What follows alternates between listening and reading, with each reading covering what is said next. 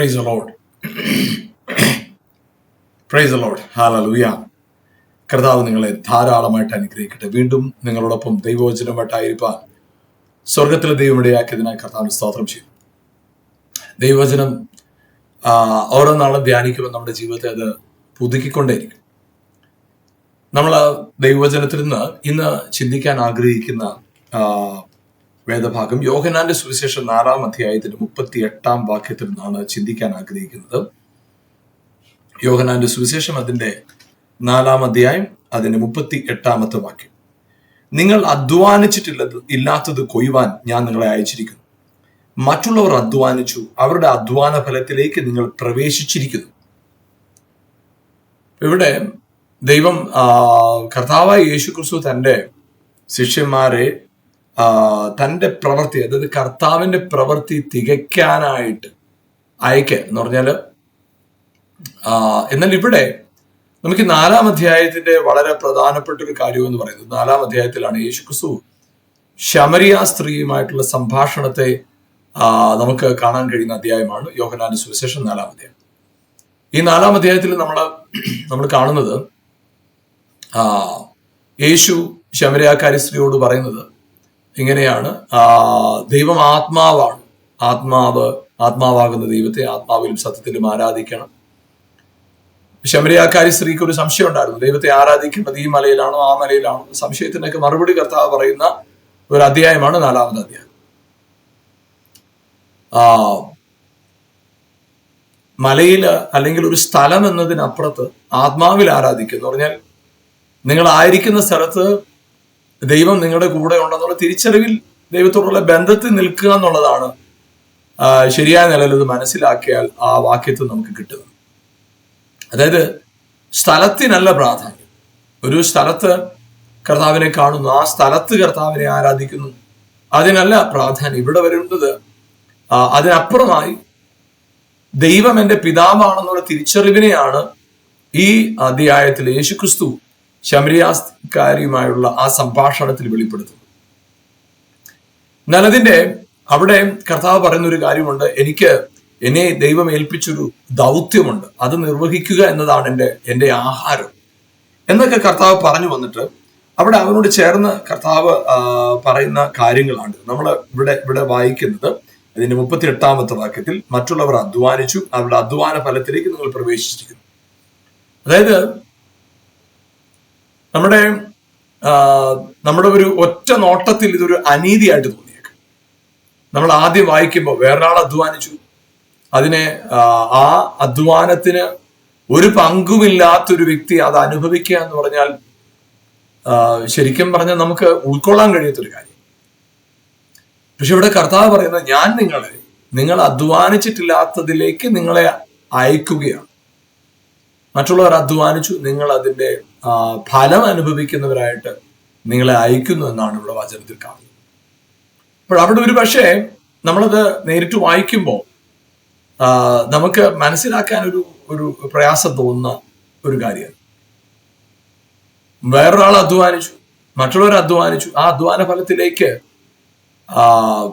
ഒരു യോഗ്യതയില്ലാത്ത ഒരാൾ പ്രവേശിക്കുക എന്ന് പറഞ്ഞാൽ അത് ഒരു അനീതിയായിട്ട് തോന്നിയേക്കും. പക്ഷെ ദൈവനീതിയുടെ വ്യവസ്ഥയിൽ നമ്മൾ നോക്കുമ്പോൾ ദൈവം തന്റെ ജനത്തെ അനുഗ്രഹിക്കുന്ന അവരുടെ അധ്വാനത്തിനൊത്തവണ്ണമല്ല, അവരുടെ മേലുള്ള ദൈവത്തിന്റെ പ്രസാദത്തിന് തക്കവണ്ണം. അതായത് ദൈവം തന്റെ ജനത്തിന് നൽകിയ വാഗ്ദത്തമാണ്. നമുക്കറിയാം അവരുടെ ജീവിതത്തില്, ഈ ദൈവജനത്തിന്റെ ജീവിതത്തിൽ നമ്മൾ ആ പഴയ നിയമം മുഴുവൻ വായിക്കുമ്പോൾ അവരുടെ ചരിത്രം പഠിക്കുമ്പോൾ മിസ്രൈമിൽ നിന്ന് പുറപ്പെട്ടതായ ദൈവജനം, അടിമത്വത്തിന്റെ പട്ടണത്തിൽ നിന്ന് പുറപ്പെട്ടതായ ദൈവജനം, അവര് കഴിഞ്ഞ 430 വർഷത്തെ അടിമത്വത്തിന്റെ വേദന അനുഭവിച്ചവരാണ്. 430 വർഷത്തിൽ ചില വർഷങ്ങൾ യോസഫിന്റെ ഒരു ബന്ധം കാരണം അവരുടെ ജീവിതത്തിനകത്ത് അവർ കുറെയൊക്കെ സുരക്ഷിതരായിരുന്നു എന്ന് വേണം പറയാനായിട്ട്. എന്നാൽ പക്ഷെ പിന്നത്തെ അങ്ങനെയല്ല. അവരുടെ ജീവിതത്തിൽ അവർ ഏറ്റവും കൂടുതൽ കഷ്ടത അനുഭവിച്ച ദിവസങ്ങളായിരിക്കും ഒരു പക്ഷേ ആ ദിവസം. അത്രത്തോളം പ്രയാസം അനുഭവിച്ച ആ ഒരു കാലഘട്ടത്തിൽ, ആ ഒരു 400-ൽ പരം വർഷങ്ങൾ അവരെ ആ പ്രയാസങ്ങളിൽ കൂടെ അവർ കടന്നു. എന്നാൽ അവരെ അവിടെ നിന്ന് കർത്താവ് വിടുവിച്ചപ്പോൾ നമുക്ക് വചനത്തിൽ കാണാൻ കഴിയുന്ന ഒരു കാര്യം ഇതാണ്: അവിടെ ആ ദേശത്തെ കൊള്ളയിട്ടതുപോലെയാണ് അവർ പുറപ്പെട്ടു വരുന്നത്. അവർ അധ്വാനിക്കാത്തത് പ്രാപിച്ചുകൊണ്ടാണ് അവർ പുറപ്പെട്ടു വരുന്നത്. എന്നാൽ അവർ അധ്വാനിക്കാത്തതാണോ? അല്ല. കഴിഞ്ഞ വർഷങ്ങളിലൊക്കെ അവർ പട്ടണങ്ങളെ ആ ദേശത്ത് വേണ്ട പോലെ വേതനമില്ലാതെ വലിയ പട്ടണങ്ങളെ പണിതവരാണ്. അത്രത്തോളം ഇവരെ കൊണ്ട് കഠിനമായ ജോലി ആ കാലഘട്ടങ്ങളിൽ ഫറവോൻ ചെയ്യിച്ചു. അത്രത്തോളം പ്രയാസം അനുഭവിച്ചവരാണ് അവർ. പക്ഷെ പുറപ്പെട്ടു വരുമ്പോൾ ദൈവം തന്റെ നീതിക്ക് തക്കവണ്ണം അവർക്ക് വേണ്ടി കർത്താവ് വാഗ്ദത്തം ചെയ്തതിനെ ഒരുക്കി കൊടുത്ത് അവർ ഇറങ്ങി വരുന്നത് സമൃദ്ധിയോടുകൂടിയാണ് അവിടെ നിന്ന് ഇറങ്ങി വരുന്നത്. അങ്ങനെ വലിയ സമൃദ്ധിയോടുകൂടി ഇറങ്ങി വരുന്നതായ ആ ജനത്തെ നമുക്ക് കാണാൻ കഴിയുന്ന ഒരു കാര്യം, അങ്ങനെ വലിയ സമൃദ്ധിയോടെ ഇറങ്ങി വരുന്നവരായ അവരെ കുറിച്ച് നമുക്ക് ദൈവജനത്തിൽ കാണാൻ കഴിയുന്ന ഒരു കാര്യം, ആവർത്തന പുസ്തകം 6-ാം അധ്യായത്തിന്റെ 11-ാമത്തെ വാക്യത്തില്, ആവർത്തന പുസ്തകം അതിന്റെ 6-ാമത്തെ അധ്യായത്തിൽ 11-ാമത്തെ വാക്യത്തിൽ ഇങ്ങനെയാണ് എഴുതിയിരിക്കുന്നത്.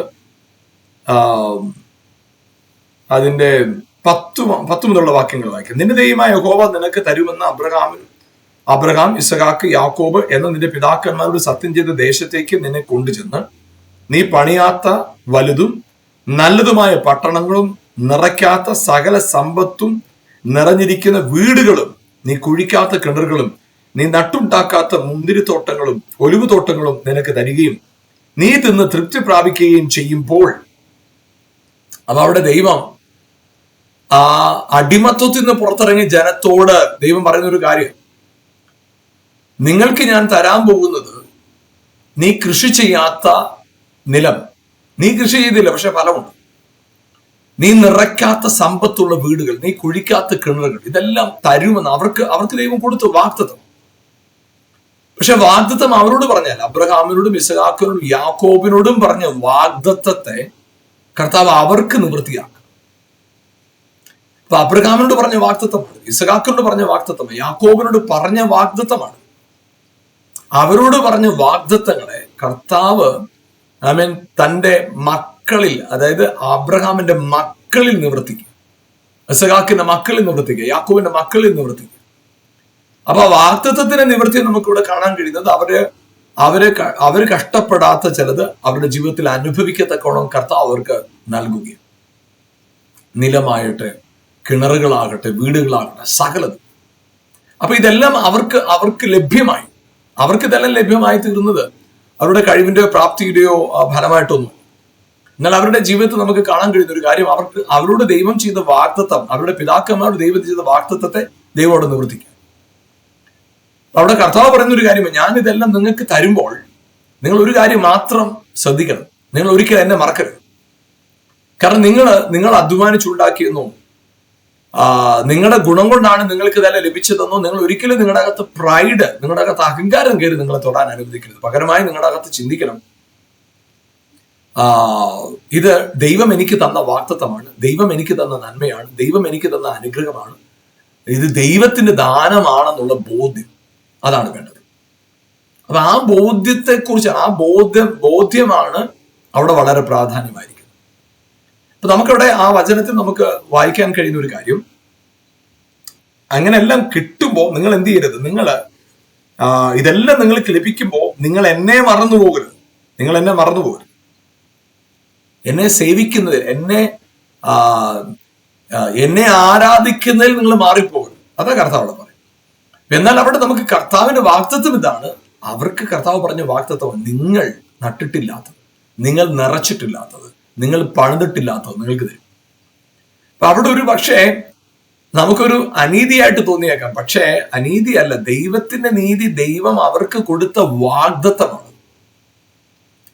നമ്മുടെ ജീവിതത്തിനകത്ത് പ്രിയപ്പെട്ടവർ, നമ്മൾ പലപ്പോഴും ചിലപ്പോഴൊക്കെ നമ്മൾ അധ്വാനിച്ചതിന്റെ പോലും ഫലം നമ്മൾ ലഭിക്കാതെ പ്രയാസപ്പെടുന്ന ചില സന്ദർഭങ്ങളുണ്ടല്ലേ. നമ്മൾ വിതച്ചു, അതിന്റെ ഫലം ലഭിച്ചില്ല, നമ്മൾ അധ്വാനിച്ചു, അതിന്റെ ഫലം ലഭിച്ചില്ല. എന്നാൽ പ്രിയപ്പെട്ടവരെ, കർത്താവിനോടുള്ള ബന്ധത്തിൽ നമ്മൾ നിൽക്കുമ്പോൾ, കർത്താവിനോടുള്ള സ്നേഹബന്ധത്തിൽ നിൽക്കുമ്പോൾ, നമ്മൾ അധ്വാനിച്ചിട്ടില്ലാത്തത്, നമ്മൾ വിതച്ചിട്ടില്ലാത്തത്, നമ്മുടെ ജീവിതത്തിൽ നമ്മൾ ഇന്ന് കാണുകയും അനുഭവിക്കുകയും ചെയ്യുന്നതിന് അതീതമായതൊന്ന് കർത്താവ് നമുക്ക് വേണ്ടി ഒരുക്കിയിട്ടുണ്ട്. അതൊരിക്കലും മറക്കരുത്. അപ്പൊ അത് നമ്മൾ പ്രാപിക്കുന്നത് എങ്ങനെ? വിശ്വാസത്താലാണ് നമ്മൾ പ്രാപിക്കുന്നത്.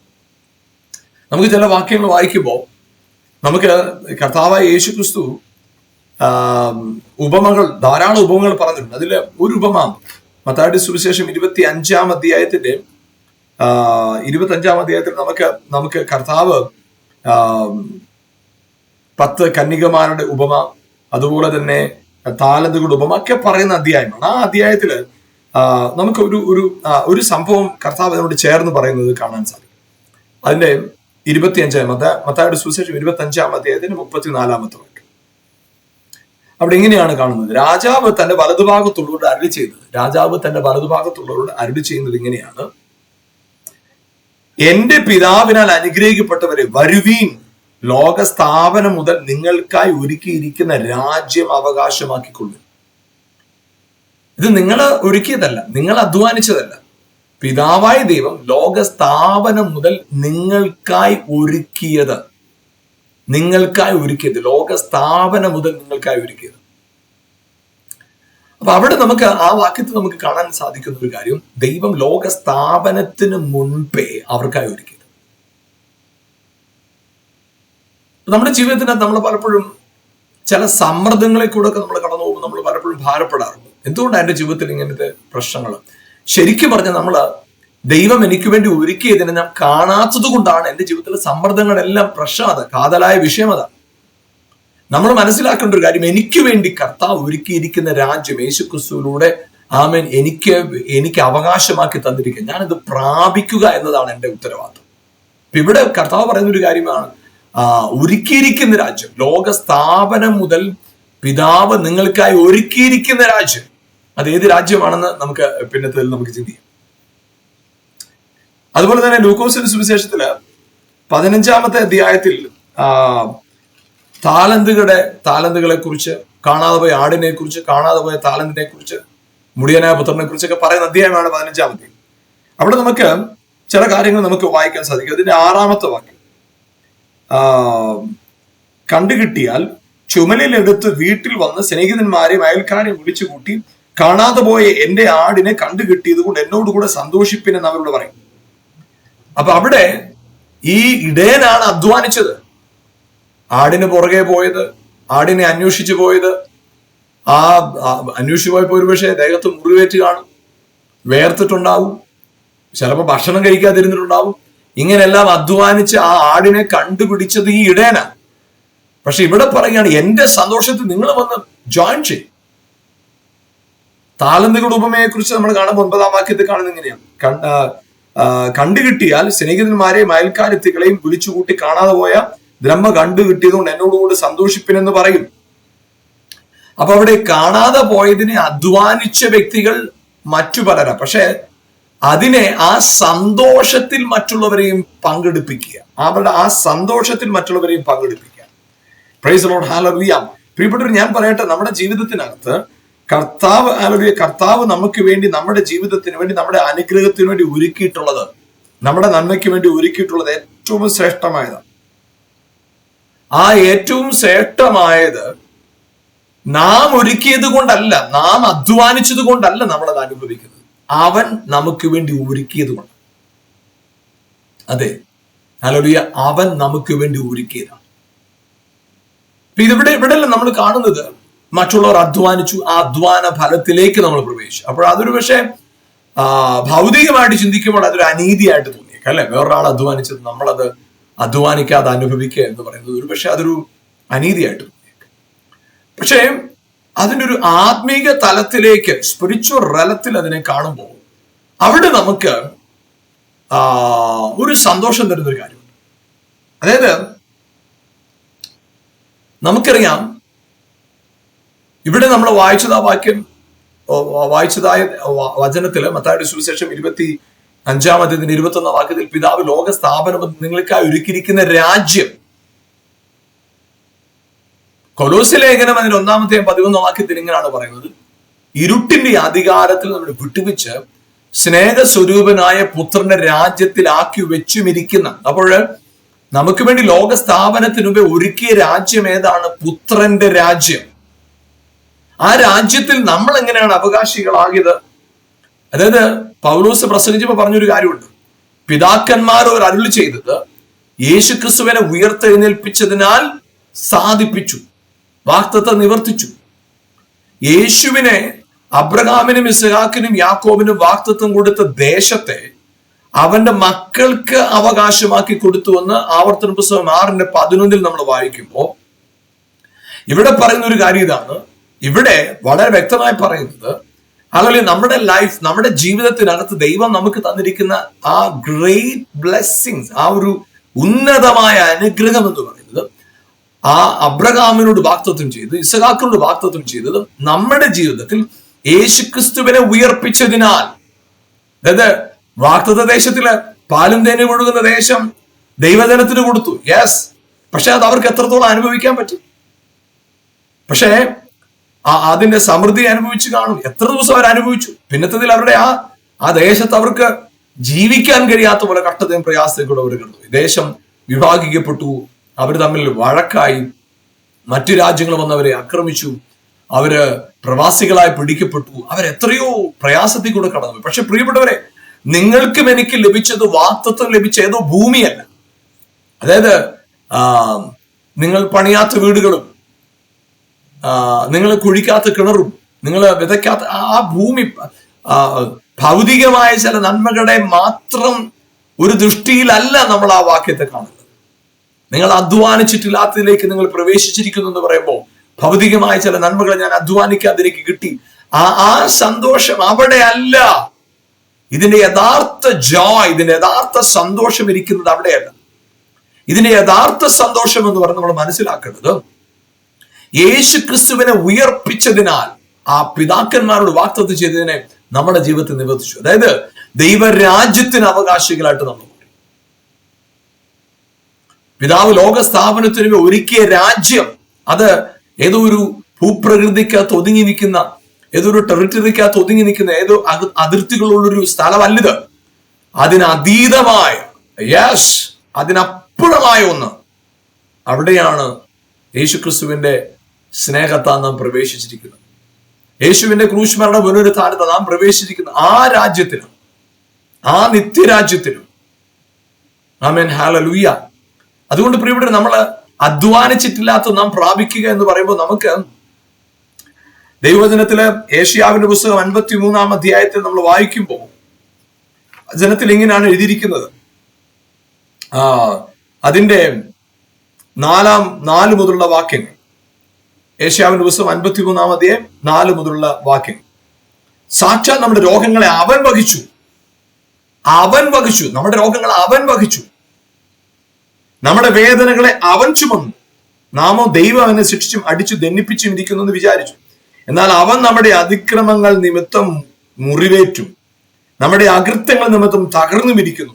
നമ്മുടെ സമാധാനത്തിനുള്ള ശിക്ഷ അവന്റെ മേലായി, അവന്റെ അടിപ്പിണറുകളാൽ നമുക്ക് സൗഖ്യം വന്നിരിക്കുന്നു. നാം എല്ലാവരും ആടുകളെ പോലെ തെറ്റിപ്പോയവരായിരുന്നു, നാം ഓരോരുത്തരും താന്റെ വഴിക്ക് തിരിഞ്ഞു. എന്നാൽ യഹോവ നമ്മുടെ എല്ലാവരുടെയും അകൃത്യം അവന്റെ മേൽ ചുമത്തി. Praise God. അതായത് പ്രിയപ്പെട്ടവരെ, ഇവിടെയാണ് യഥാർത്ഥത്തിൽ നാം അധ്വാനിക്കാതെ അനുഗ്രഹിക്കപ്പെട്ടു എന്ന് പറയുന്ന വസ്തുതയുടെ യഥാർത്ഥ അർത്ഥം ഇരിക്കുന്നത്. ഭൗതികമായ ചില നന്മകൾ നമ്മൾ ആദ്യം പറഞ്ഞല്ലോ, അത് അനീതിയായിട്ട് തോന്നിയേക്കാം. വേറൊരാൾ അധ്വാനിച്ചു, അത് നമ്മൾ അനുഭവിക്കുക എന്ന് പറയും. പക്ഷെ ഇവിടെ പിതാവ് നമുക്ക് നൽകിയ വാഗ്ദത്തമാണ്. This A promise. ഇത് ദൈവം നമുക്ക് തന്ന പ്രോമിസ്. നാം അധ്വാനിച്ചിട്ടില്ലാത്തതിനെ പ്രാപിക്കുന്ന ബ്ലെസ്സിങ്, നാം അധ്വാനിച്ചിട്ടില്ലാത്തതിനെ, നാം പാപത്തിന്റെ ശിക്ഷ നമ്മൾ ചുമന്നത് കൊണ്ടല്ല, നമ്മുടെ ശിക്ഷ അവന്റെ മേലായി, നമ്മുടെ അകൃത്യങ്ങൾ അവന്റെ മേൽ ചുമത്തി, നമ്മുടെ രോഗം അവന്റെ മേൽ ചുമത്തി, നമ്മുടെ നിന്നയെ അവന്റെ മേൽ ചുമത്തി. യെസ്, നമ്മുടെ ജീവിതത്തില് ഇന്ന് നാം അനുഭവിക്കുന്ന സകല നന്മകൾക്കും കാരണം, നമ്മുടെ ജീവിതത്തിൽ വരേണ്ട സകല തിന്മകളും അവൻ ചുമന്നതുകൊണ്ട്, ഇന്ന് നാം പ്രാപിക്കുന്ന സകല അനുഗ്രഹങ്ങൾക്കും കാരണം, നമ്മുടെ ജീവിതത്തിൽ വരേണ്ട സകല ശാപവും അവൻ ചുമന്നതുകൊണ്ടാണ്. നാം മാനിക്കപ്പെടാൻ കാരണം, നമ്മുടെ ജീവിതത്തിൽ വരേണ്ട സകല നിന്നെയും അവൻ ചുമന്നതുകൊണ്ടാണ്. നാം സമൃദ്ധിയിൽ, അസാധാരണ സമൃദ്ധിയിൽ നാം ജീവിക്കാൻ കാരണം, നാം അനുഭവിക്കേണ്ട ദാരിദ്ര്യത്തെ അവൻ അനുഭവിച്ചതുകൊണ്ടാണ്.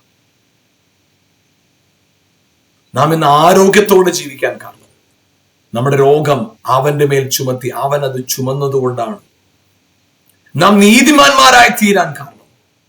കർത്താവ് അവനെ പാപമാക്കി, അതുകൊണ്ടാണ്. ഹല്ലേലൂയ. പ്രിയപ്പെട്ടവർ, ഞാൻ പറയട്ടെ, നിങ്ങളുടെ ജീവിതത്തിൽ, നമ്മുടെ ഓരോരുത്തരുടെ ജീവിതത്തിൽ നാം അധ്വാനിച്ചിട്ടില്ലാത്തത് പ്രവേശിക്കുക, അധ്വാനിച്ചിട്ടില്ലാത്തത് പ്രാപിക്കുക എന്ന് പറഞ്ഞാൽ ഇതാണ് ആത്യന്തികമായത്. യേശുവിന്റെ ക്രൂശ് മരണ പുനരുത്ഥാനം നമ്മുടെ ജീവിതത്തിലെ പുതിയ വഴികളെ തുറന്നു. അവന്റെ ക്രൂശും മരണവും പുനരുത്ഥാനവും നമ്മുടെ ജീവിതത്തിന്റെ അവസ്ഥകളെ മാറ്റി. നമ്മൾ എങ്ങനെയാണ് നാം അനുഗ്രഹം പ്രാപിച്ചത്? അതായത് ഹല്ലേലൂയ, സ്വന്തം പുത്രനെ ആദരിക്കാതെ നമുക്ക് വേണ്ടി തന്നവൻ. റോമാലേഖനം 8:31 നമുക്ക് വേണ്ടി സകലതും നൽകാതിരിക്കുമോ? അതേ പ്രിയപ്പെട്ടവരെ, അധ്വാനിച്ചിട്ടില്ലാത്തത്, യെസ്, നാം അവിടെ പ്രവേശിക്കുക, നാം അത് അനുഭവിക്കുകയാണ്, നാം അവിടെയാണ്. ഹല്ലേലൂയ. പ്രിയപ്പെട്ടവർ, നമുക്ക് ഈ പ്രവേശിക്കുക എന്ന് പറയുമ്പോൾ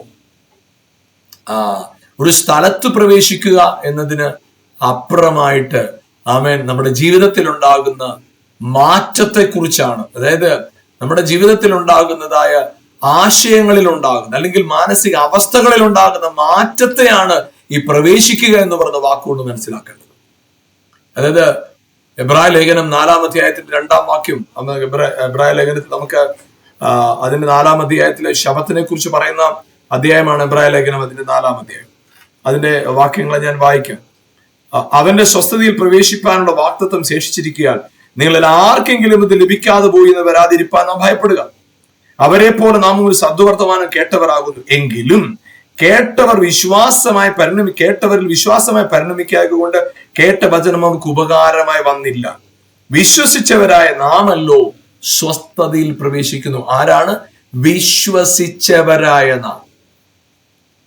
അപ്പൊ നമ്മുടെ ജീവിതത്തിന്റെ സ്വസ്ഥതയുടെ അല്ലെങ്കിൽ സ്വസ്ഥതയുടെ റീസൺ എന്താണ്? സ്വസ്ഥതയുടെ കാരണം എന്താണ്? വിശ്വസിച്ചു. അതേ പ്രിയപ്പെട്ടവരെ, ഹല്ലേലൂയ. നമുക്ക് ആവർത്തന പുസ്തകം ഡ്യൂട്രോണമി ചാപ്റ്റർ 6:11 പറയുന്നു, അവർ അധ്വാനിച്ചിട്ടില്ലാത്തത്, അവർ നട്ടിട്ടില്ലാത്തത്, അവർ പണിതിട്ടില്ലാത്തത് ഒക്കെ അവർ അനുഭവിച്ചപ്പോ അത് ജസ്റ്റ് ചില വസ്തുക്കളും നിലങ്ങളും മാത്രമാണ്. അത് അവര് വന്ന് പിടിച്ച് കൈയടക്കുക, അല്ലേ? അവര് പലരെയും തോൽപ്പിച്ച് കൈയടക്കിയതാണ്. അങ്ങനെയാ പറയുന്നത്. പക്ഷേ ഇവിടെ നമ്മൾ പറയുന്നത്, ഇവിടെ നമ്മള് പോയി കൈയടക്കാനല്ല പറയുന്നത്. ഇവിടെ പറയുന്നത് പ്രവേശിക്കുക. മത്തായിയുടെ സുവിശേഷം 25-ാം അധ്യായത്തിന്റെ 21-ാം വാക്യത്തിൽ ലോക സ്ഥാപനത്തിനുമേ നിങ്ങൾക്ക് ഒരുക്കിയ ദൈവത്തിന്റെ രാജ്യത്തിൽ പ്രവേശിക്കുക. It is nothing about a geographical place, but it is about your experience. ഞാൻ പറയട്ടെ, നിങ്ങളുടെ രോഗത്തിനും ശാപത്തിനും വേണ്ടി യേശു മരിച്ചുവെന്ന്, യേശുവിന്റെ മരണം, യേശുവിന്റെ ശരീരത്തിലെ മുറിവുകൾ നിങ്ങളുടെ ജീവിതത്തിലെ ശാപത്തെ, ദാരിദ്ര്യത്തെ, അനീതിയെ, അസമാധാനത്തെ, പ്രതിസന്ധികളെ, ഭയത്തെ, ആമേൻ, നിങ്ങളുടെ ജീവിതത്തിൽ നിങ്ങൾ ചുമക്കേണ്ട സകല നെഗറ്റീവും അവന്റെ ശരീരത്തിൽ അവൻ ചുമന്ന് നിങ്ങളെ വിട്ടുവെച്ചു എന്ന് നിങ്ങൾ വിശ്വസിക്കുമ്പോൾ, വിശ്വസിച്ചവരായ നാമല്ലോ സ്വസ്ഥതയിൽ പ്രവേശിക്കുന്നു. യെസ്, വിശ്വസിച്ചവരായ നാം അസ്വസ്ഥതയിലേക്ക് പ്രവേശിക്കുക. പ്രിയപ്പെട്ടവരെ, നിങ്ങളുടെ ജീവിതവും നിങ്ങളുടെ സാഹചര്യങ്ങളും എന്തുമാകട്ടെ, വിശ്വസിച്ചവരായ നാം we are enter into that rest. Hallelujah. പ്രിയപ്പെട്ടവർ, ഞാൻ പറയട്ടെ, അധ്വാനിച്ചിട്ടില്ലാത്തതിലേക്ക് പ്രവേശിക്കുക എന്ന് പറയുമ്പോൾ ആമേൻ, വസ്തുവകകളല്ല, സ്ഥലമല്ല, നിലമല്ല, യേശു അധ്വാനിച്ചത് വാഗ്ദത്തത്താൽ പ്രാപിച്ചെടുത്തവർ, വിശ്വാസത്താൽ പ്രാപിച്ചെടുത്തവർ, അതാണ് നാം. അവൻ മരിച്ചു, അവൻ അടിക്കപ്പെട്ടു, അവൻ തകർന്നു, അവൻ ഒറ്റപ്പെട്ടു, അവൻ നിന്ന അനുഭവിച്ചു. പക്ഷെ അതിന്റെ ഫലം, അതിനാൽ ഉണ്ടായ അനുഗ്രഹത്തെ നിങ്ങൾക്കും എനിക്കും അവകാശമാക്കി തന്നില്ലേ? That is the real grace of God. That is the real love of God. Hallelujah. പ്രിയപ്പെട്ടവർ, ഞാൻ പറയട്ടെ, നിങ്ങൾ ഇന്ന് ഈ വചനം കേൾക്കുമ്പോൾ ആമേൻ, കർത്താവിന്റെ നാമത്തിൽ യോഹന്നാന്റെ സുവിശേഷം 4:38 ഞാൻ പറയാം, നിങ്ങൾ അധ്വാനിച്ചിട്ടില്ലാത്തതിലേക്ക് പ്രവേശിക്കാം. അതെ, വിശ്വാസത്താൽ പ്രവേശിക്കാം. അതെ, അവന്റെ സ്വസ്ഥതയിൽ വിശ്വസിച്ചവരായ നാമല്ലോ സ്വസ്ഥതയിൽ പ്രവേശിക്കാം. ആമേൻ. ഹല്ലേലൂയ. സ്തോത്രത്തോടെ നമുക്ക് ഒരുമിച്ച് പ്രാർത്ഥിക്കാം. ഇന്ന് കർത്താവ് നിങ്ങളുടെ ജീവിതത്തിൽ അസാധാരണമായ പ്രവൃത്തി വെളിപ്പെടുത്തുന്ന ദിവസമായി തീരട്ടെ. നമുക്ക് ഒരുമിച്ച് പ്രാർത്ഥിക്കാം. ഞങ്ങളുടെ നല്ല കർത്താവേ, യേശുവിന്റെ നാമത്തിൽ ഞങ്ങൾ പ്രാർത്ഥിക്കും. കർത്താവെ, ജീവനും ഭക്തിക്കും വേണ്ടിയുള്ളതെല്ലാം ഞങ്ങൾക്ക് ദാനം ചെയ്തിരിക്കുന്ന കർത്താവെ, ഭൗതികമായ നന്മകൾക്ക് അതീതമായി നിത്യതയുടെ സന്തോഷം ഞങ്ങൾക്ക് തന്ന് ഈ ഭൂമിയിൽ 100 മടങ്ങ് നിത്യജീവനും ഞങ്ങൾക്ക് അവകാശമാക്കി തന്ന കർത്താവെ, യേശുവിന്റെ ക്രൂശ് മരണ പുനരുത്ഥാനത്തിലൂടെ ഞങ്ങളുടെ ജീവന് വേണ്ടിയുള്ളത് മുഴുവൻ ഒരുക്കിയവനായ കർത്താവെ, ആ വലിയ സ്നേഹത്തിനായിട്ട് ഞങ്ങൾ നന്ദി പറയുന്നു. കർത്താവെ, എന്നെ കണ്ടുകൊണ്ടിരിക്കുന്ന ഓരോരുത്തരും ജീവിതത്തിനകത്ത് അസാധാരണമായ ദൈവകൃപ ഈ ദിവസങ്ങൾ അവർ അനുഭവിക്കട്ടെ. അവരുടെ അവസ്ഥകൾ മാറട്ടെ. സകല മേഖലകളിലും ഇവർ ജയാളികളായി തീരട്ടെ കർത്താവ്. കുടുംബങ്ങളായി, വ്യക്തികളായി ഇവരെ ഓരോരുത്തരെയും അനുഗ്രഹിച്ച് പ്രാർത്ഥിക്കുന്നു. ജീവിതത്തിൽ നിരാശയിലും പ്രയാസത്തിലും ഭാരത്തിലുമായിരിക്കുന്നവരുടെ ജീവിതത്തിൽ ഇപ്പോൾ തന്നെ കർത്താവ് നിരാശകൾ മാറട്ടെ, ഭയം മാറട്ടെ, ടെൻഷൻ മാറട്ടെ.